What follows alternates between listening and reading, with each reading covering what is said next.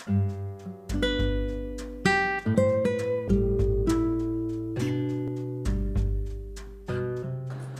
teman-teman, balik lagi dengan orang Aam di sini di Ngastro, ngobrol astronomi. Sebelumnya, orang mau mengucapkan selamat Hari Raya Idul Fitri bagi teman-teman yang merayakan, dan tetap semangat meskipun di tengah pandemi corona ini yang nampaknya masih belum berakhir. Terus terapkan physical distancing. Semoga kita sehat selalu ya teman-teman. Sekarang kita bakal bahas tentang objek yang cukup ramai diperbincangkan kemarin-kemarin. Ya, kita bakal bahas tentang komet angsa atau Swan. Jadi, komet angsa atau komet Swan C 2020 F8 ini ditemukan pada 25 Maret 2020 oleh Michael Mattiazzo. Michael Mattiazzo ini adalah seorang astronom amatir. Dan mungkin secara tidak langsung gara-gara pandemi corona ini Michael Mattiazzo bisa menemukan komet Swan karena mungkin pekerjaannya terganggu oleh pandemi corona ini, dan akhirnya dia mungkin bisa lebih banyak waktu luang untuk menemukan benda-benda langit, dan akhirnya dia menemukan komet Swan ini. Nah, dia menemukan komet Swan ini dari hasil gambar dari kamera Swan atau Solar Wind Anisotropes yang terpasang di wahana antariksa SOHO atau Solar Heliospheric Observatory. Jadi wahana antariksa SOHO ini dimiliki oleh NASA dan ESA yang berfungsi untuk mengamati aktivitas matahari. Dan waktu awal ditemukan itu komet ini berada di rasi Grus dalam bahasa Latin, atau artinya angsa dalam bahasa Indonesia ya. Nah, dari mana sih datangnya komet angsa ini? Nah, komet angsa ini datang dari awan Oort atau Oort cloud. Nah, buat teman-teman yang belum tahu Oort cloud atau awan Oort, tata surya kita ini dikelilingi oleh awan Oort. Dan apa yang ada di dalam awan Oort itu adalah material-material sisa dari pembentukan tata surya. Nah, jadi si komet Swan ini berasal dari situ. Nah, komet Swan ini melesat masuk ke tata surya kita, mengitari matahari itu dengan kecepatan kurang lebih sekitar 48.993 km per detik. Jadi cukup cepat juga sebenarnya gitu. Nah, bisa dibilang komet Swan ini punya periode orbit yang cukup lama ya. Jadi misal dia sudah melewati bumi sekarang dan baru akan melewati bumi lagi pada 25 juta tahun kemudian. Jadi cukup panjang orbitnya. Cukup lama juga ya gitu. Komet angsa ini terdiri dari debu dan es. Jadi ketika dia dari jauh itu masih berupa bongkahan aja gitu. Tapi ketika semakin dia dekat dengan matahari, maka es yang ada dalam komet itu akan menyublim sehingga akan berbentuk seperti ekor yang panjang gitu. Dan kemarin itu si komet Swan ini berada di titik terdekatnya dengan bumi itu pada tanggal 13 Mei dini hari dengan jarak 83 juta kilometer. Jadi untuk teman-teman yang kemarin mungkin ada yang berkesempatan lihat, sangat beruntung ya gitu, karena di daerah orang sendiri kemarin mau nyoba pengamatan itu di tengah-tengah tanggal itu ya, di antara tanggal pertengahan Mei itu hujan terus tiap subuh tuh. Sedangkan rentan waktu untuk pengamatannya cukup sempit karena dia hanya ada beberapa derajat gitu sebelum matahari terbit gitu munculnya itu. Jadi waktunya pun sempit untuk pengamatan. Jadi sayang sekali orang tidak bisa mengamati komet angsa ini gitu.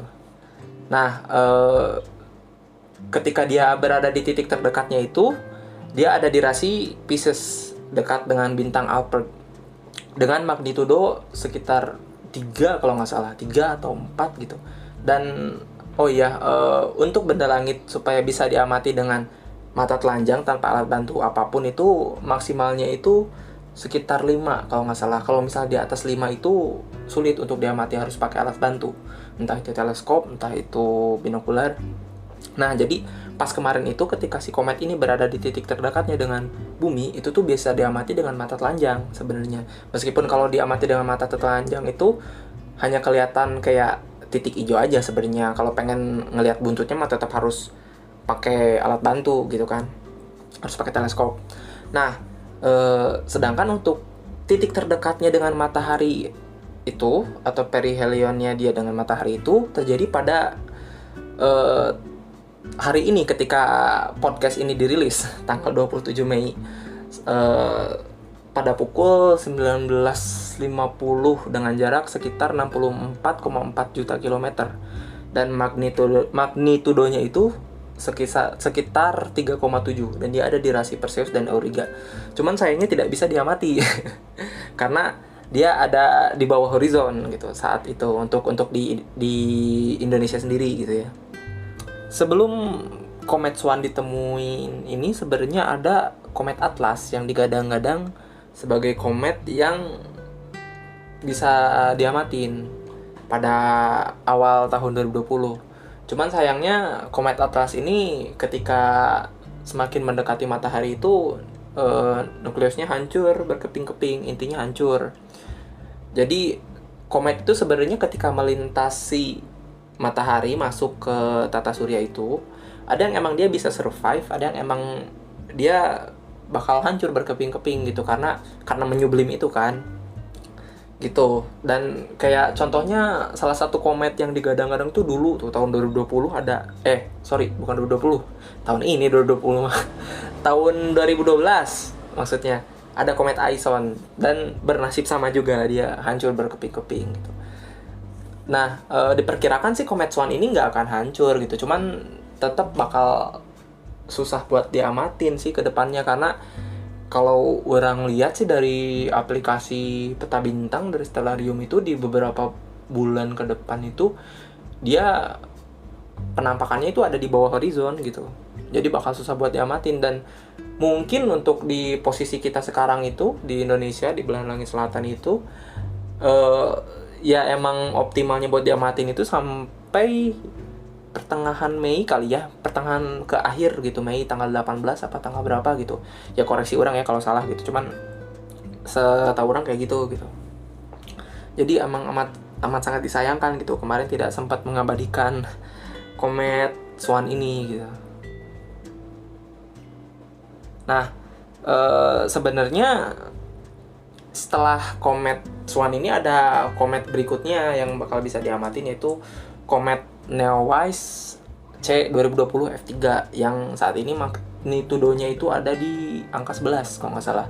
Nah, komet ini ditemukan tanggal 27 Maret 2020 oleh teleskop angkasa Neowise yang dimiliki oleh NASA. Nah, jadi si teleskop angkasa Neowise ini difungsikan untuk mencari atau berburu asteroid.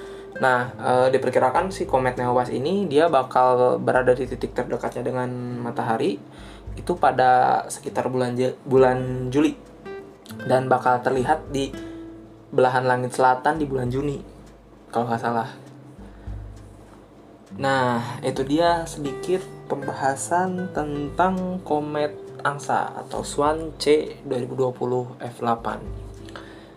Buat teman-teman yang melewatkan kehadiran komet Swan kemarin, sebenarnya masih ada beberapa fenomena langit atau objek langit yang bisa diamatin ke depannya.